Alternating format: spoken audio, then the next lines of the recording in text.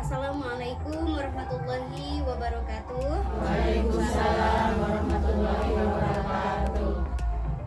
Ibu-ibu, selamat siang. Siang.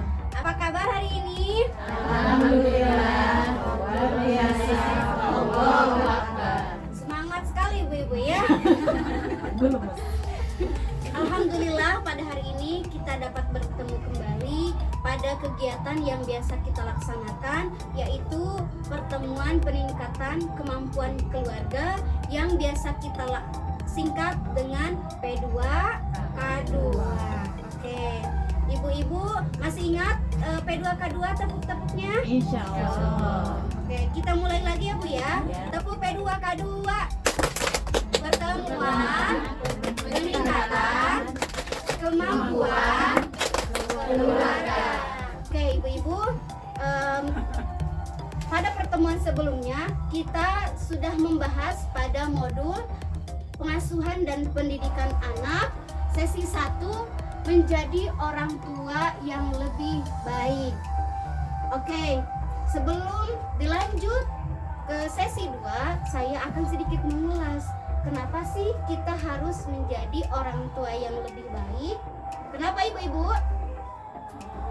Karena Anak itu mencontoh dari perilaku orang tuanya. betul sekali tadi, anak itu akan mencontoh perilaku orang tuanya. Kalau kita bersikap baik, anak itu akan mengikuti perilaku orang tua. Ibu-ibu sudah mempraktekannya di rumah? Sudah. Ada tanggapan dari suami nggak Bu? Oke, pokoknya ibu-ibu semuanya harus saling bekerja sama ya dengan suami supaya menjadi orang tua yang lebih baik. Kita lanjut ke sesi 2 ya Bu. Sesi 2 itu tentang memahami perkembangan dan perilaku anak. Oke, ibu-ibu pastinya kita mempunyai tujuan Bu ya. Tujuan kenapa sih kita harus memahami perkembangan dan perilaku anak? Tujuannya yang pertama meningkatkan perilaku baik anak. Gimana sih caranya? Oke, cara yang pertama yaitu kita bisa lihat dengan perilakunya. Jadi perilaku anak itu sangat erat sekali dengan perasaan. Ketika anak tertawa berarti anak merasa senang. Kalau anak berteriak terus marah-marah itu berarti anak merasa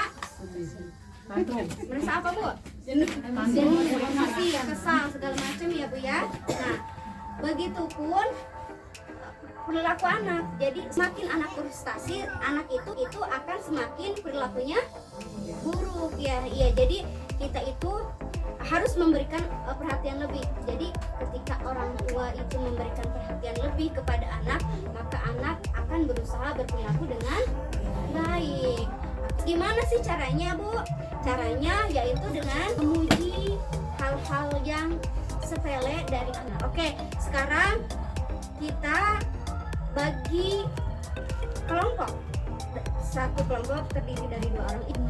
Kalau sudah, sekarang Ibu pikirkan sifat yang menonjol baik bagi anak. Bu, tadi coba sebutkan sifat yang baik yang menonjol bagi anak. Sok Ibu. Rajin. Terus Ibu. Terus apa Bu? Bu, ramah, sopan, bertanggung jawab. Nah, ibu-ibu pernah nggak memuji hal-hal yang tersebut? Pernah. Gimana caranya Bu? Kalau anak ibu ramah atau baik, gimana Bu caranya? Ya, anak pintar, ada bantu-bantu di rumah gitu. Iya, betul Bu, banget Ibu ya. Jadi kita itu harus sering memuji perilaku baik anak. Semakin anak itu dipuji dengan perilaku baik, maka anak itu akan semakin semangat gitu ya Bu ya. Itu jadi cara yang pertama adalah dengan memuji perilaku baik anak. Oke, yang kedua Bu. Yang kedua caranya apa? Memberikan penghargaan terhadap perilaku baik anak. Misalnya Ibu Yayat ya, Ibu Yayat itu mau nyuruh kepada anaknya, mau mengambilkan gelas yang tergeletak di bawah di bawah ke atas meja. Misalnya gimana caranya? Kalau ibu menyuruh sama anak gimana? Tolong ambilin. Iya, dede tolong ambilin gitu ya. Ketika anak itu sudah melakukan yang kita suruh, ibu mengucapkan apa? Terima kasih. Ya, betul banget ya Bu ya. Jadi ada kata tolong dan juga ada kata terima kasih. Karena si anak itu sudah menolong kita, sudah mau membantu kita, berarti kita juga boleh ibu mengapresiasi dengan cara memberikan penghargaan. Nah, penghargaan, memberikan apa penghargaan? Gak usah mahal-mahal. Seperti misalnya memasak masakan yang yang disuka gitu ya. Karena adik sudah membantu ibu, berarti ibu mau masakin kesukaan anak. Sekarang kenapa sih kita harus memahami perkembangan dan perilaku anak? Tujuannya adalah mengurangi perilaku buruk anak. Oke. Kenapa harus mengurangi perilaku buruk anak? Supaya apa Bu? Supaya anak tidak terjerumus pada perilaku hal-hal yang buruk gitu ya Bu ya. Gitu. Terus caranya gimana sih Bu? Caranya ibu bisa dengan kalimat-kalimat yang sederhana. Jadi jangan berkata-kata kasar. Ya, ibu pernah nggak berkata kasar? Pernah.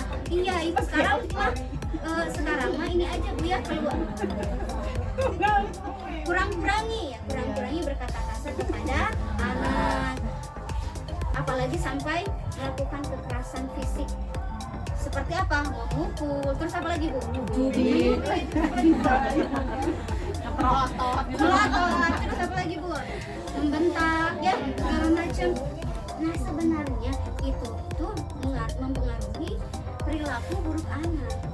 Kita bayangkan, saat ibu tangannya ke depan Bu. Nah kemudian ibu pejamkan matanya Bu. Pejamkan matanya. Ibu bayangkan di dalam tangan ibu itu ada pasir. Oke, sudah? Kalau sudah ibu kepal tangannya dan pegang erat-erat.